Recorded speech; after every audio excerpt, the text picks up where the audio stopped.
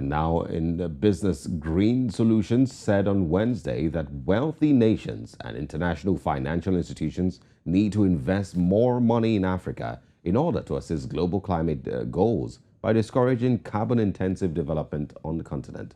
According to the bank's vice president, Kevin Urama, the regional development lender is asking the International Monetary Fund for new special drawing rights that would be used to fund climate resilience. He urged wealthy nations to reallocate more of the IMF's reserve currency for Africa's climate finance, noting that only 5% of SDRs flow to African nations. A recent analysis by the World Bank shows that African countries need to raise $1.6 trillion by 2030 to meet their nationally defined contributions to combating climate change, but they've only received $18.3 billion to date.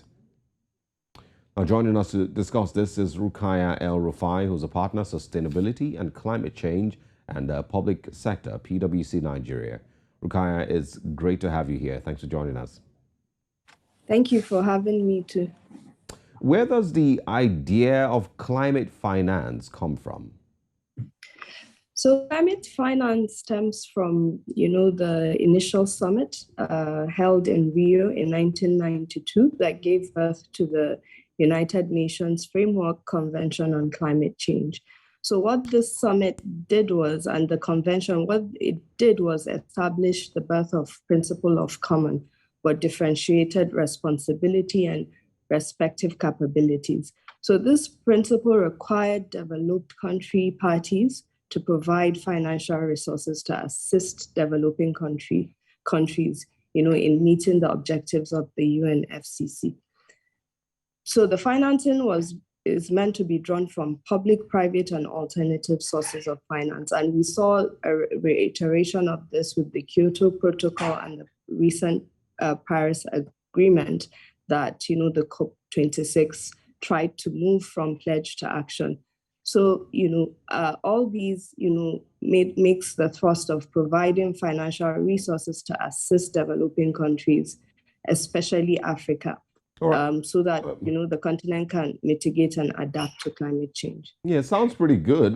But if, of course, a recent AFDB report, is asking that the IMF does more in the area of climate financing. What would you say Africa really gains from climate financing? Yes, so Africa, when you look at the continent, is critical to sustainable development globally. When you look at the projected population, the industrialization requirements, food need, and emissions from energy use, because we still need to provide affordable and clean energy, and you look at that, the continent is predicted to account to 40% of the global population. Africa needs to develop in a low carbon manner with climate resilient climate resilient economy. Hence, Africa has a lot to gain. The world has a lot to gain. Yes, we're not big emitters right now, but when you look at the trajectory and the potential of Africa, it's important we grow in a low carbon manner. And there are so many vulnerabilities, constrained fiscal space, and the needs are just immense. So we have a lot to gain, from leveraging from climate finance. Yeah, the cases and the need is there. Yeah, but if you also, can speak on the deal, I think a lot of people are also aware of the climate finance deal that is happening between South Africa and some Western partners. If, that eventually goes well, would you say that that could be a template for the future of climate financing in Africa?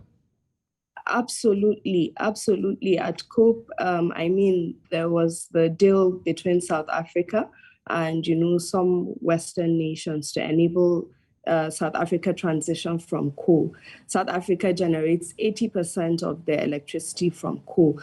But, African nations still need to recognize this as an opportunity and have their transition plans.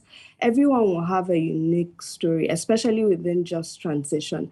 And I do believe that, this can be, a template that can, be best practice that every other African nation will require to look inwards and see their peculiarities and what they can put on the table and leverage, the abundant climate finance potential out there, because there is a lot.